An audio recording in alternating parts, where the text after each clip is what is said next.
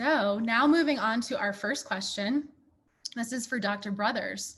Why should we be thinking about aging in our 20s and 30s? Well, I love that question. And I think that maybe we don't have to make the case, and maybe I'm singing to the choir here because there are so many people who were interested in this topic, which is just really, really great to hear.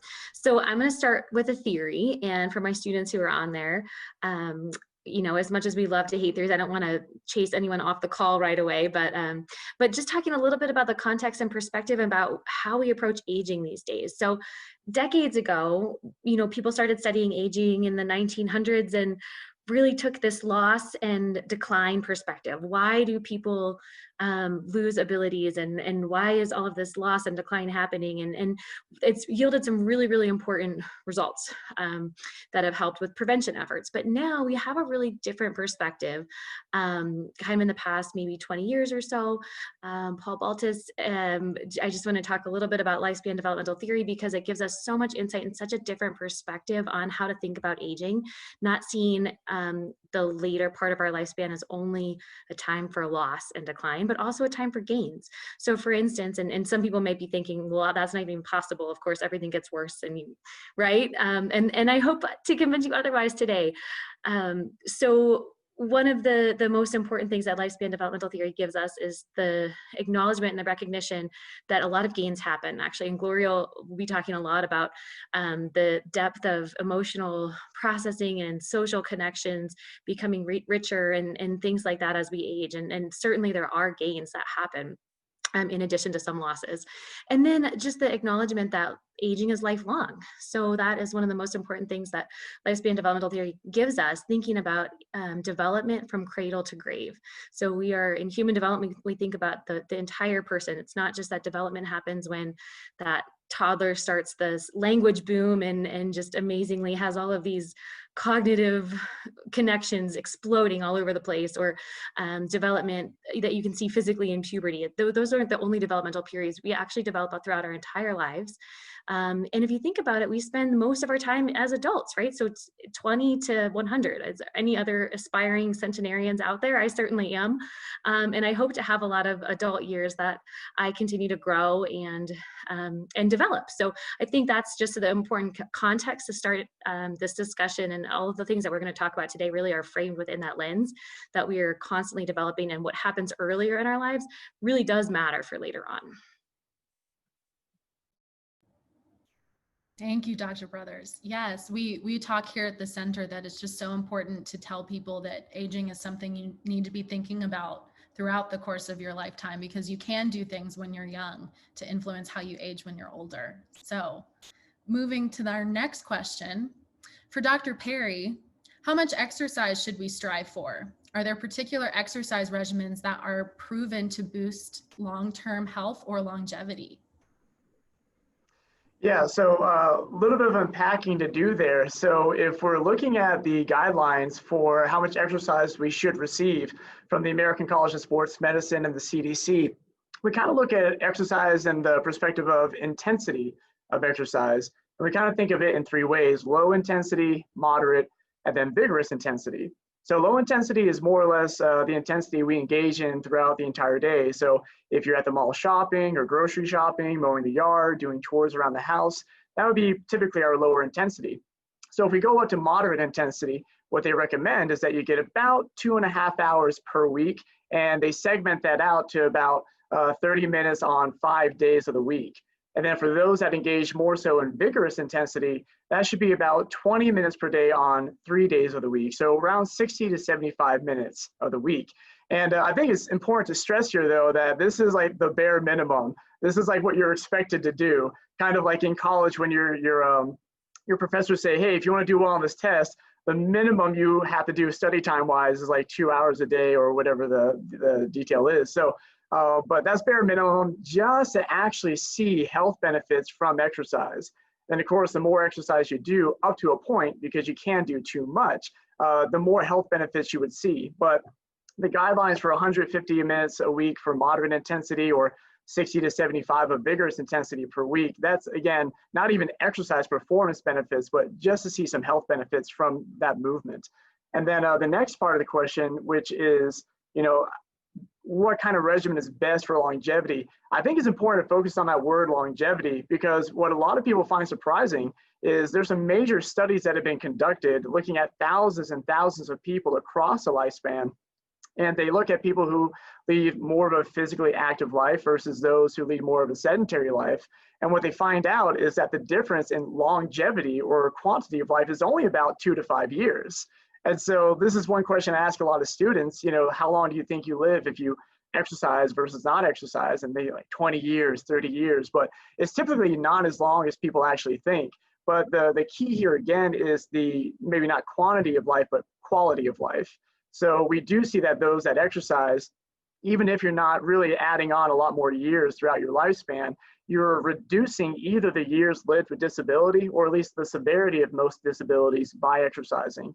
And I think that should be really important for a lot of people to know. But as far as like choosing the right regimen for you, honestly, what I would recommend is just find the regimen that you enjoy the most. I think, with life, we're already kind of, I don't want to say forced, but we find ourselves in situations and, things that we have to do all the time.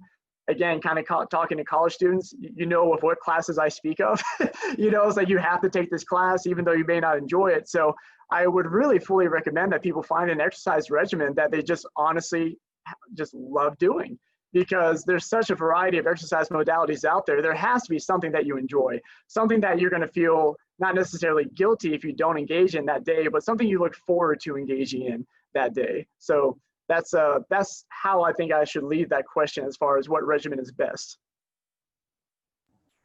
We have a related question in the chat that says, can you give us an example of what moderate workouts are versus intense workouts? What's the difference? Yeah, so usually when we talk about intensity, we normally think about heart rate. And so here, this is going to be a little bit different, just because when we look at heart rate and intensities, we definitely say that this varies by age, but this can also vary by certain medical conditions that a person might be diagnosed with. So I would strongly recommend that you either go online and look at a credible source. Again, ACSM is what we normally go through, American College of Sports Medicine within this field. And so you should be able to find out based off of your own personal attributes and characteristics, or anything that might be limiting you or hindering you, what heart rate intensity should be applicable. But when we think about moderate intensity, we would think about jogging in that case. Vigorous intensity would be more like sprinting. And then if we want to think about this kind of same rule as we apply to the gym, moderate intensity, would you be going in and doing, let's just say like 8 to 12 or 12 to 15 reps comfortably, whereas a vigorous intensity might be more so like, I'm going to try to reach a 1 repetition max. I'm going to try to lift as much weight as I possibly can. That would be maximal intensity. So that's really how we delineate it, is more so through your heart rate. But again, that varies a lot from person to person. So it's worth looking that up on an individual basis. Thank you. All really great tips. So, question for Dr. Foster. What does research tell us about which diet is most beneficial for long-term health? This is a loaded question. This is not an easy question because there's so many different ways to answer this, and it could be dependent on who you are. So I'm going to try to answer this the best way I can with the simplest explanation, I suppose. So what diet is most beneficial? You want to think about what the diet encompasses. So I know there's a lot of fad diets out there. I'm not going to go into fad diets, but just thinking about what you're buying in the grocery store. And so I teach human nutrition, and the first part that we talk about are your macronutrients. So your carbohydrates, your lipids, and your proteins. And we talk about digestion, why you need them, how they create your body energy. Another aspect in thinking about that, especially when it comes to things like lipids, which compose our cell membranes, is you are what you eat. So I'm at CSU a basic researcher, which means that I utilize animal models to answer questions about diseases, especially diseases like diabetes. And so we'll run particular experiments where we're looking at different sorts of fats and their outcomes on metabolic dysregulation or metabolic health. And what we find is that what we feed the animal is what the animal is made of. So if you're thinking about going in the grocery store and picking out what you want for your long-term health, you're looking at that Snickers bar versus all those beautiful vegetables. you want to think of you are what you eat. Do you want to be a Snickers bar? Do you want to be all those beautiful vegetables that you basically see in the grocery store? So you want to think about what is going to compose your body and what you think might be healthy for your cell types. So it goes beyond the macro and micronutrients. So it's not enough just to have carbohydrates, lipids, and fats. You also have to have them be really nutritious and what they contain. So that goes to the micro side. So the micro is going to contain your vitamins and your minerals. So another aspect, after I teach the macros, then I say, but none of that's going to be great for you unless you have your micros that are also included, because you have your ways that you're going to create your energy for your cells, which is going to be your ATP as our battery. We deplete it, we eat again, we charge it back up. But the only way that you can produce that ATP is to also have your micros that are also going to help your metabolic pathways move. So if you're not taking in extremely nutritious foods, so the Snickers bar is not going to have that. The chips are not going to be nutritionally balanced enough, but those really colorful vegetables in that produce section, the really good fats that you might find in fish and chicken and beef will be great too. Those are going to be the things that are going to help you get your ATP. It's going to be most bioavailable for you. It's going to help you do your metabolic pathways really well too. So when I'm thinking about the diets or the foods that are going to be best for you, you basically want to spend a lot of your time, if you're shopping in the grocery store, in that produce section, those veggies and those fruits, and then also your meat section. And then you have all the other things and we started to add a lot of stuff in food. So we have cookies that now have fiber in them. It's just better to go get broccoli that has fiber in them. So everyone knows what they have to eat. We sort of try to cheat and say, well, I want the cookie with the fiber instead of eating broccoli. But those foods in that section are going to be most beneficial to you. And so that's something we look at within our department, is specifically what's in these blueberries, for example. And I look at purple potatoes that have the same thing as blueberries, or even white potatoes, trying to figure out what's in those. The components that are really great for your heart or your vessels are reversal of fat. Beans are great too. So don't let me skip those. Beans are really good for diets as well. So those are just some clues. And then your body is going to have its own thing that it prefers or wants more of. But basically, those are the sections of the grocery store you should stick to, and then make wonderful meals out of different compilations of what you could do with those. I hope that answered their question. Yeah, and we have a question in the chat that says, what would you recommend for protein consumption in our 20s and 30s for both average individuals and those who are more physically active, given the association between protein consumption and mortality? Now, I like a good steak. So I wouldn't necessarily deny my steaks or my hamburgers, because those are some of my favorite red meat.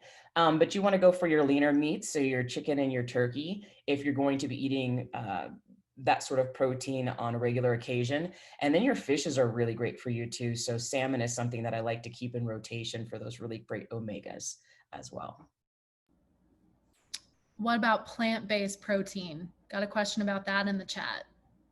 Plant-based protein. So you have different plant-based. So soy would be a really great choice for a plant-based protein. I'm not like a vegetarian, so I don't know that I have a very good repertoire of where you get your best ones, but beans are really high in protein as well. And then you're going to get your fiber too. And it depends on how you cook. We're looking at how you cook your beans for those who are sensitive towards bean consumption and irritable stomach, but that also helps with your gut microbiota, your immunity as well. So beans would be a phenomenal source to get protein as well. Awesome. Thank you, Dr. Foster. Mm-hmm. This one is for Dr. Luong. So it says, when I was in graduate school, I was stressed constantly and got very little sleep because of it. This went on for 2 years. Can the brain bounce back from prolonged periods of stress? Did I shave years off my lifespan by being so stressed for so long? That's a really great question. So this question gets at a lot of different related components. One, of course, is this idea that we know that psychological and social stressors can, get under the skin and influence our physical health, but also our mental health.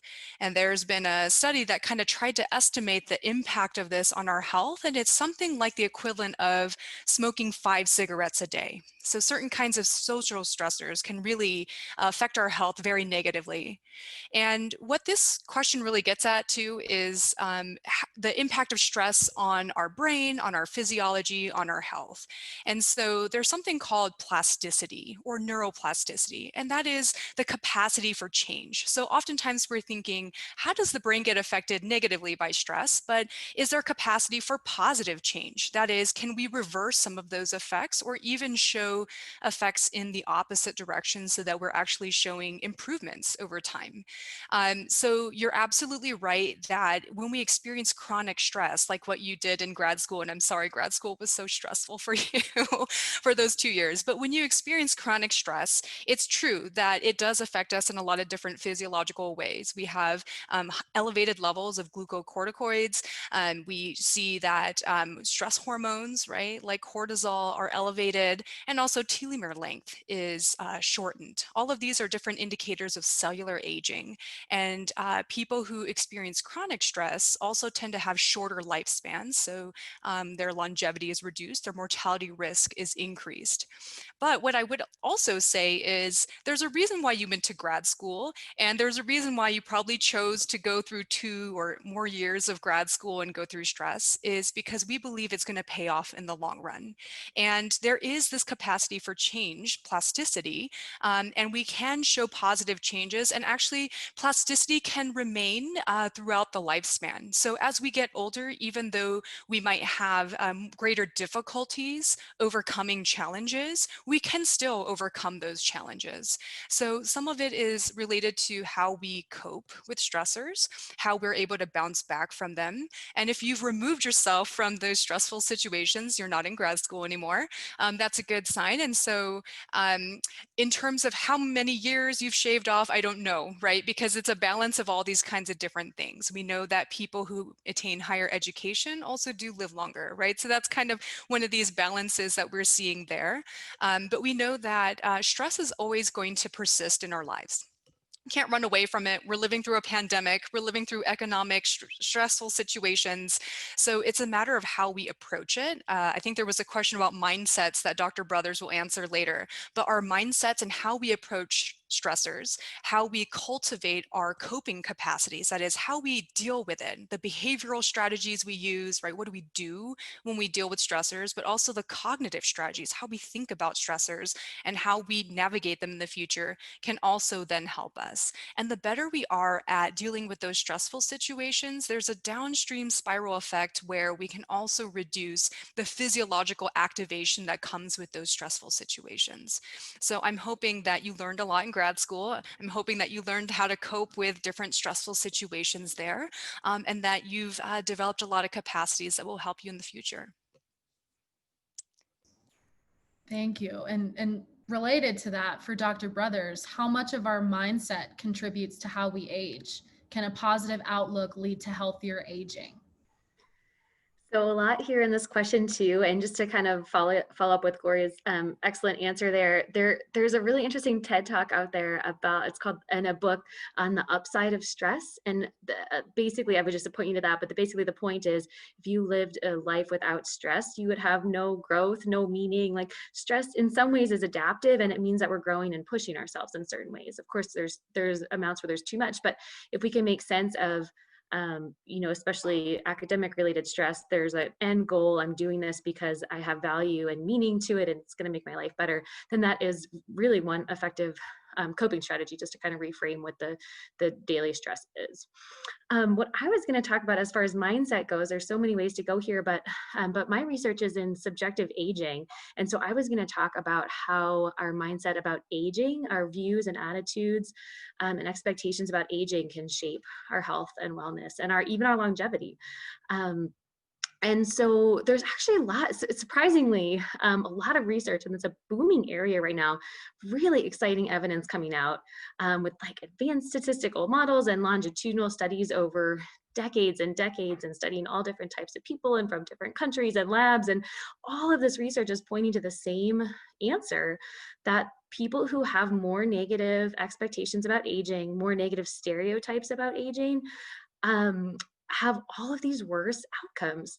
cognition, walking speed, not as many health preventive behaviors, higher risk of heart attack, on and on and on and on, and hundreds of studies now at this point. And probably the most often cited one, the one that gets out to public most often, is living 7.5 years longer. People who have more positive aging attitudes live 7.5 years longer. And you might be thinking, like, how can this be? And of course, there's got to be some other explanation.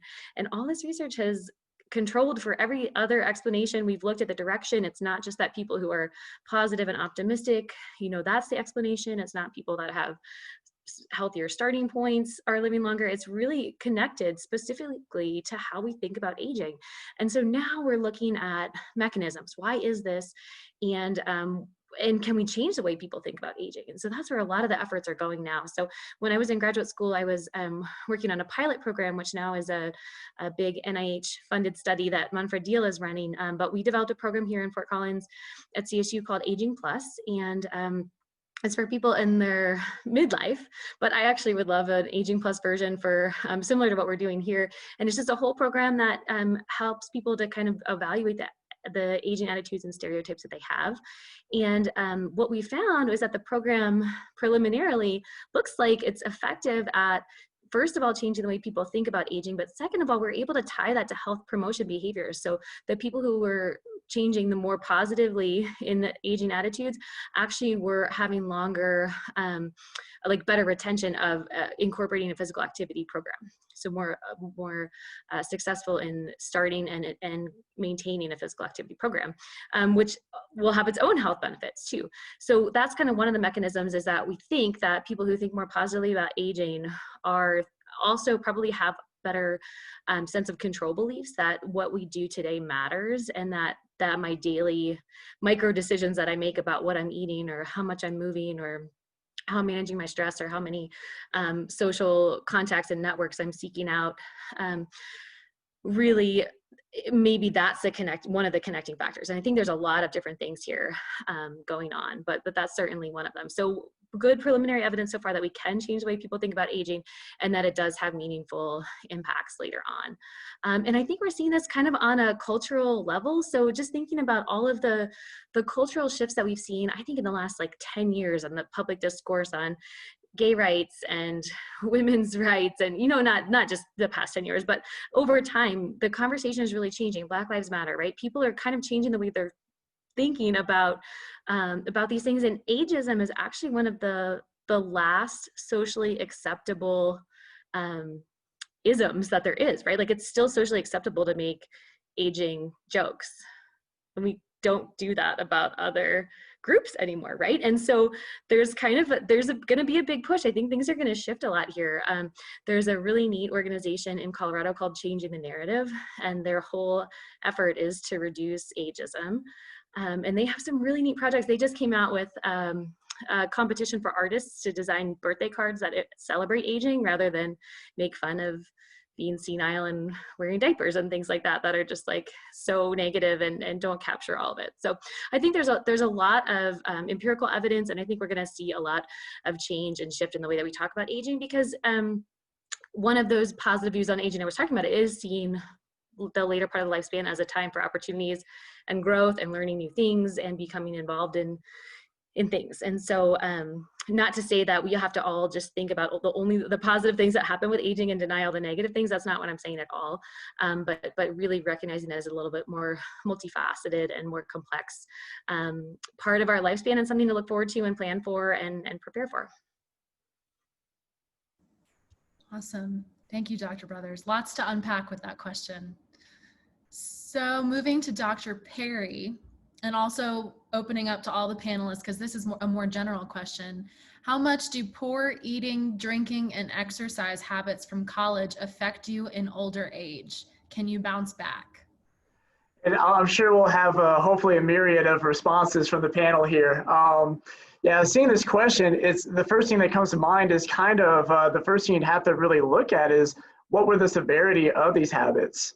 It's one thing to say that you drink, but are you drinking, are you binge drinking 7 days a week? Are you just having a glass of wine on Tuesday nights? So yeah, I think really what is important to think about is not only the severity aspect, but also the fact that I'll do the optimistic news first. Yeah, you can bounce back. You know, if it's not actually like too severe, the things that you do in college, you can certainly bounce back. A lot of the things that were mentioned are lifestyle factors, and I think those have the propensity to change at any particular time in your life. If you have anything that kind of from within or without says, oh, I need to think about this more wisely, or I need to start engaging in proper diet, I think that can happen at any time. So but the negative side is that we definitely understand that a lot of habits that you start to develop around this early stage of adulthood tend to stay with you for longer. So I think it is important that once you start developing these lifestyle choices that you kind of think, well, you know, is this something that I want to engage in beyond college, you know, as a professional? You know, if you are currently starting a family or going to start a family in the future. So I think you want to really do pay attention to things like exercise habits, diet, even sleep patterns are extremely important, I think, right now, because they can affect you acutely. But yeah, so just to kind of wind it all back, you can bounce back, but be careful what habits you form, because those will be harder to break once you leave the college years. I can follow up with Dr. Perry.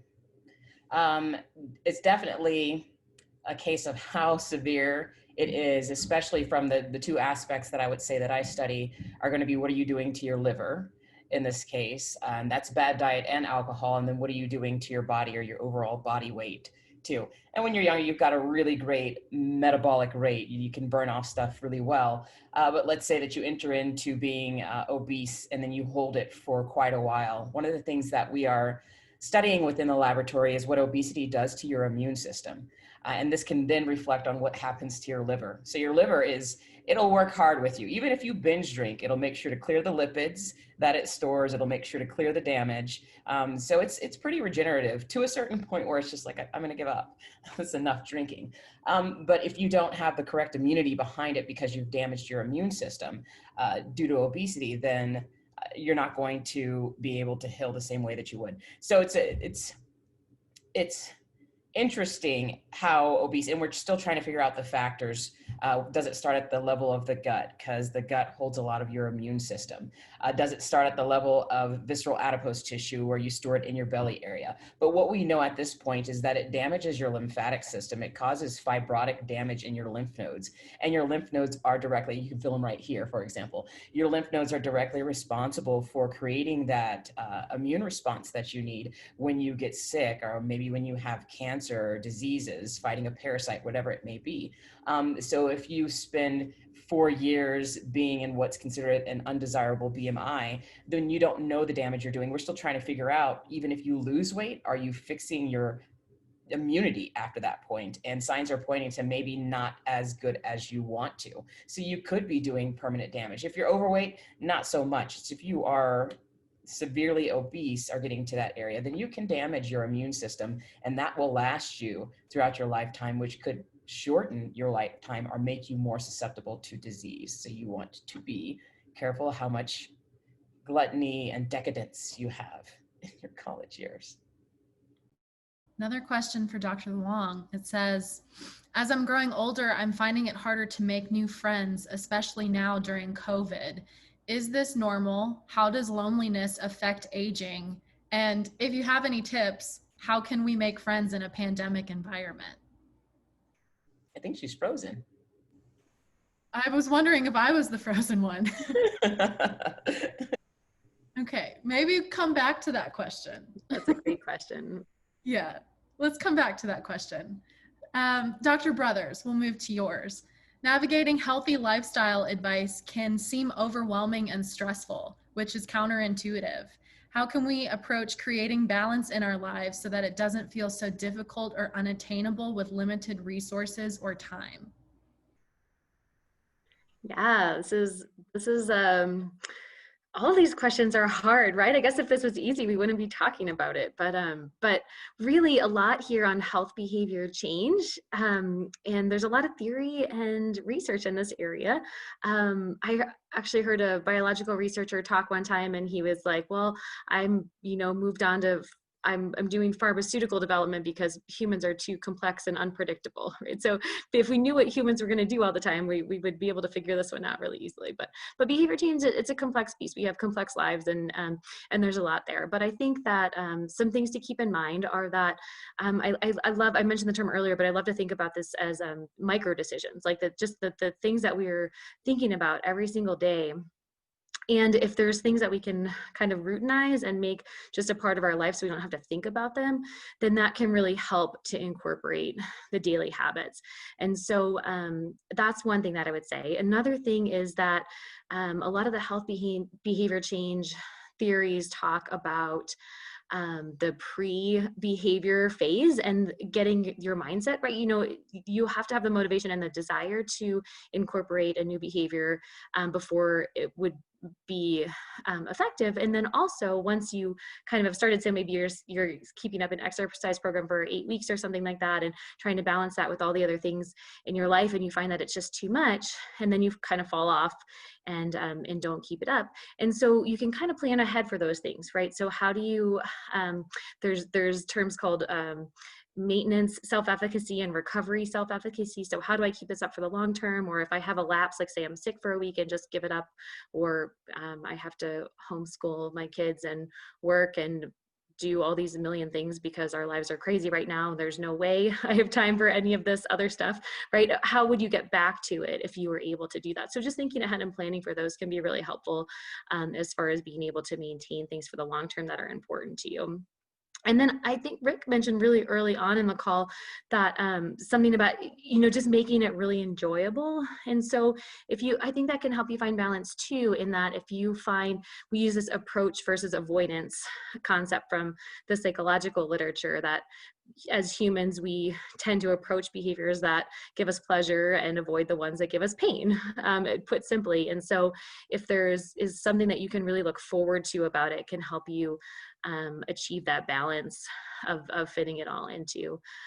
But I think it's the daily decisions and the daily small things. Like if you can go for a walk for 10 minutes versus doing nothing, like maybe you didn't get your 40-minute intense workout in, but maybe you get a 10-minute breath of fresh air and break from your screen and time with your dog or something. Maybe that is good for the physical health and the mental health and helps you balance some things. And if you go with a friend, even better too, you get some social interaction there too. So I think trying to really focus on what can you do, what's manageable, and doing something every day, I think is better than waiting up for that very perfect workout that might only happen once a week or once a month or something.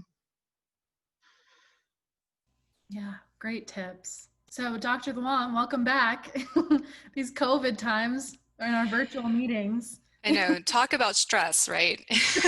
And having to deal with it all the time. So I think the question you asked was about loneliness. Is that right? Great. Yes. How does loneliness affect aging in this COVID environment? Yeah, those are great questions. So I think part of the question was, is this normal? And I'll reframe it to say, is it normative? So is it the case that it happens to a lot of people as we get older? And it is actually. What we've been seeing in the literature is that our social network size, that is the number of people that we affiliate with and that we hang out with, actually already starts declining in our 20s, believe it or not. So we tend to have the largest social network size when we're in about our 20s and 30s, and then it steadily declines as we get older across adulthood. I think what's important to remember, just as what Dr. Perry said earlier, is that maybe the quality matters more than the quantity of friendships. So my co-authors and I, we had a study published earlier last year where we showed that people who have a lot of conflictual partners in their networks, so a lot of people they argue with and have these intense negative conversations with, if they spent more time alone, they actually tended to show less negative affect, that is fewer negative emotions in their daily lives than people who were constantly having to interact with these people. In terms of the pandemic, this has been a challenging and unique time in that, one, we had these stay-at-home orders, safer-at-home orders and quarantine, so that makes us physically more isolated from other people. And I think what's important to distinguish here is that loneliness is different from social isolation. Sometimes people use these terms interchangeably, but they're actually quite different. So social isolation is physically being apart from other people. And we know that as we get older, and especially into later adulthood, people do spend more time alone. The pandemic times has forced us to do that too. But loneliness is a little bit different. One definition of loneliness I really like a lot says, loneliness is about not having your social needs being met. And those social needs are unique to you. So depending on what you need, if you're more extroverted and you like to have interactions and go out for parties, that's a different need than if you're a little bit more introverted and you prefer to spend time alone, but quality interactions with other people.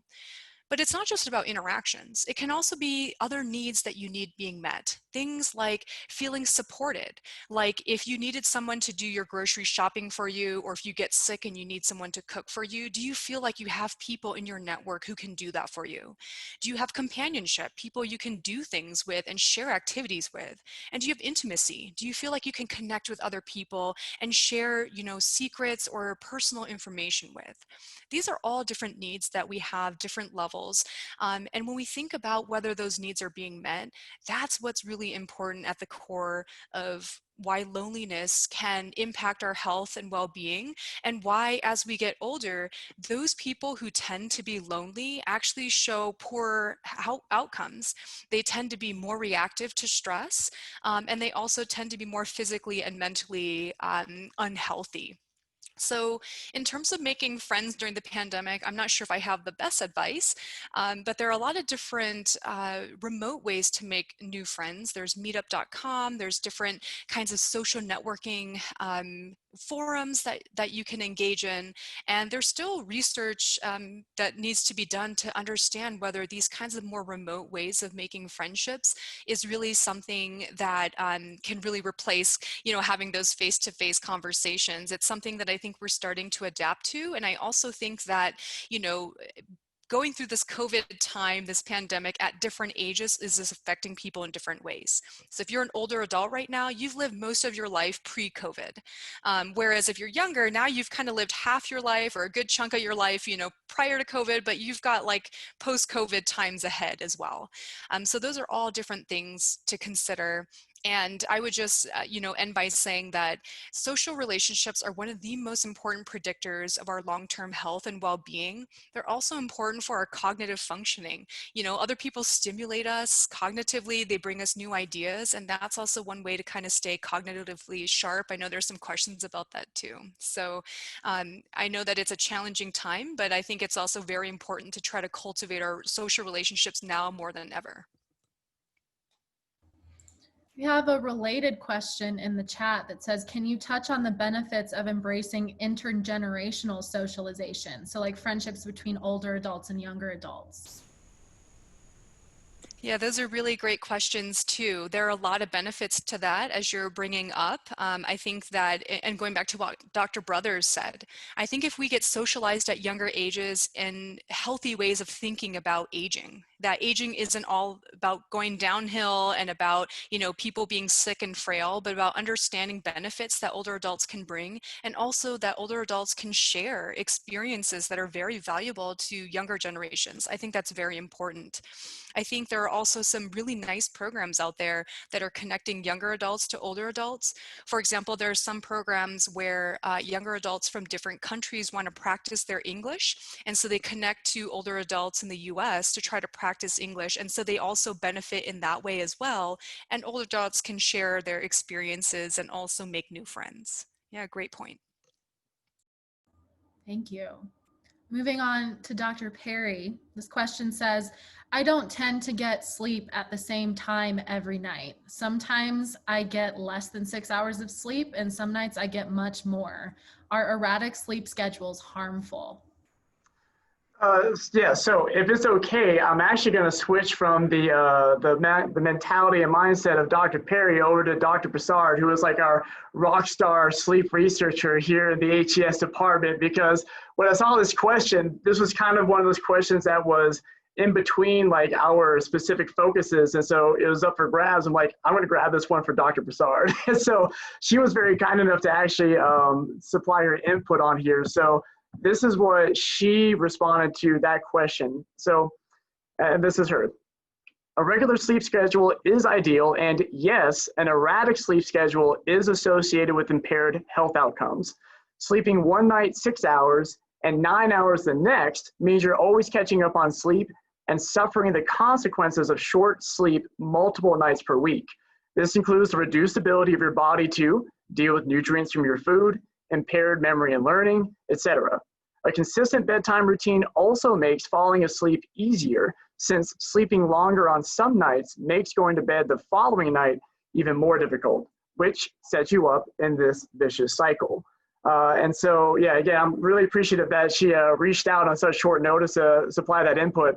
And just to kind of back that up, I would say there's lots of studies, I would say probably the last 20 years or so, that have really focused on, again, not just the amount of hours of sleep that you should have, but then as the question brings up, the consistency of sleep. And so Dr. Prasad mentioned a couple things about, how we actually absorb food, or rather probably utilize food on sleep deprivation, which again, sleep deprivation does not mean 0 hours of sleep. In many cases, it could just mean 2 to 3 hours less than what you're normally getting. And we also see a lot of other things. So there's a heightened increase for metabolic events such as higher blood pressure, higher dyslipidemia, higher risk for diabetes. There's basically this whole change of your hormonal system is affected through sleep deprivation. And we also talk about weight gain a lot as well with sleep deprivation. So you have two really key hormones that regulate your fullness or hunger feeling, so leptin and ghrelin.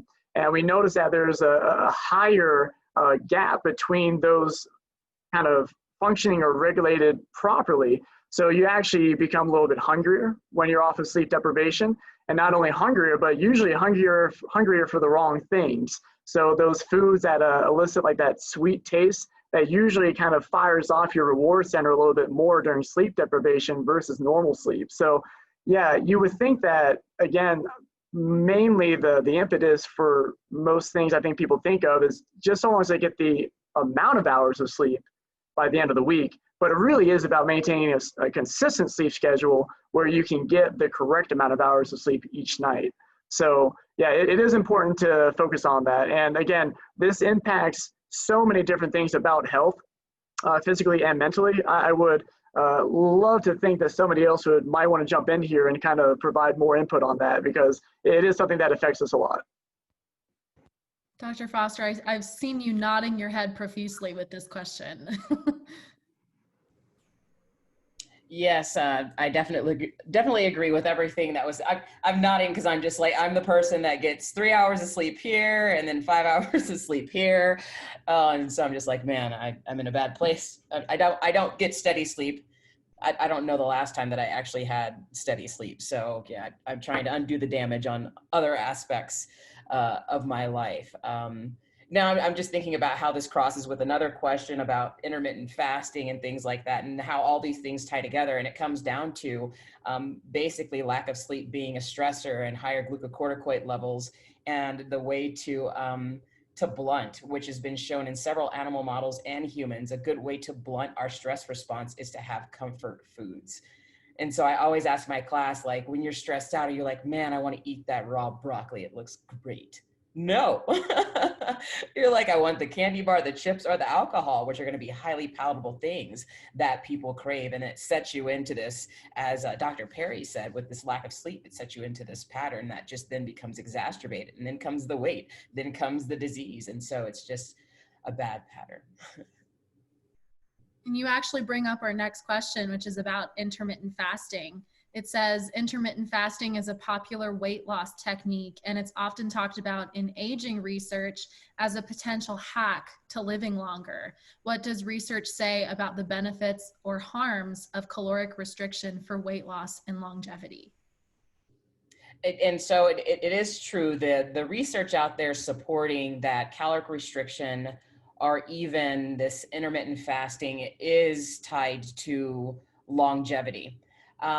Specifically, the first studies are basically ones that are done in basic research models. So we have our rodent models, our C. elegans, our fruit flies, whatever it may be. They have shorter lifespans. It's easier to investigate these basic mechanisms in. I guess it's been a thing that humans have done for a long time, but we haven't really looked at the pathways or the mechanisms by which we can extend our cellular life, basically. And so what they found from an assortment of animal studies is that it can decrease things like inflammation in your body. It can decrease your fasting insulin levels. So this ties back to a person who might have a predisposition to diabetes, not having high insulin levels.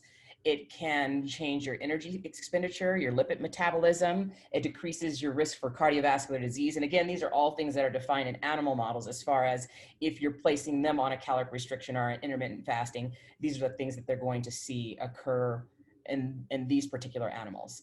Circadian clock improvement. So this goes back to the last question. Basically, it helps to reset that circadian clock, helps you to sleep better, which then is going to promote all these other things. They all work in concert. Nothing is really independent of one or the other. Improves blood pressure, all these things. And so I was curious because a lot of these are in rodent models. Like, what do they have in human research? And so I found a paper that was just published in April 2020 this year that looked at a group of individuals. They had them fast from dawn to sunset, so at minimum 14 hours and probably some beyond that. And I've tried, I've even been curious as a researcher, like, man, this fasting stuff, this intermittent fasting stuff sounds great for body weight regulation and also longevity. So I had tried it out at one point, but I gained weight on it. So I was like, you know what, I'm done with it. I'm not doing it. But the results from this study are very promising. So again, 30 days, these individuals had to fast for a minimum of 14 hours of that day. And what they did was they looked at like a protein profile, specific markers that could be associated with disease or improvements in disease, reversal of disease. And what they found with these individuals is like a slew of really great outcomes. So they found that it upregulated things as far that played a role in glucose metabolism. So you want to have a really great glucose metabolism, so you have healthier cell uptake. It relates to diabetes, basically. Lipid metabolism, resetting that circadian clock. It helped with DNA repair, cytoskeleton remodeling. It helped to improve immunity, cognitive function. These are measures they've taken from humans and what these pathways relate to. So just to let you know. It helped to reduce metabolic syndrome. Outcomes or measures that are associated with Alzheimer's disease and other neuro-associated disorders. So overall, with this human study, they're suggesting even with just 30 days that you can see reversal of some pretty nasty diseases if you're going to choose to do this intermittent fasting. Now, there's the other aspect of where can this go wrong? I don't know necessarily how long someone would maintain this for, if they want it to have longevity, how long it's going to increase their lifespan for. A lot of these things, again, have not been done in humans. So this is, and if there's somebody else who's a professional in this area, they can speak up. But they're just beginning to discover exactly how is this working in humans. I don't know if they can say, hey, let's keep you in a 10-year study to see if you really live longer in this case. But what we're showing is that if you can reverse some of these disease measurements, then that's already going to improve that person's lifespan.